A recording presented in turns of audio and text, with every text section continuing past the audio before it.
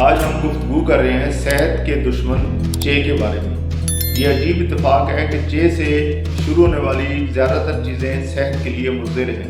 مثلا ہم چائے کی بات کریں تو چائے سے ہی ہمارا دن کا آغاز ہوتا ہے۔ اس کے پینے سے بدن میں کیفین کی زیادتی ہوتی ہے، جس سے نیند خراب ہوتی ہے اور تیزابیت میں اضافہ ہوتا ہے۔ چاول کی بات کریں تو چاول سوائے شوگر لیول اور وزن بڑھانے کے علاوہ کوئی کام نہیں کرتا۔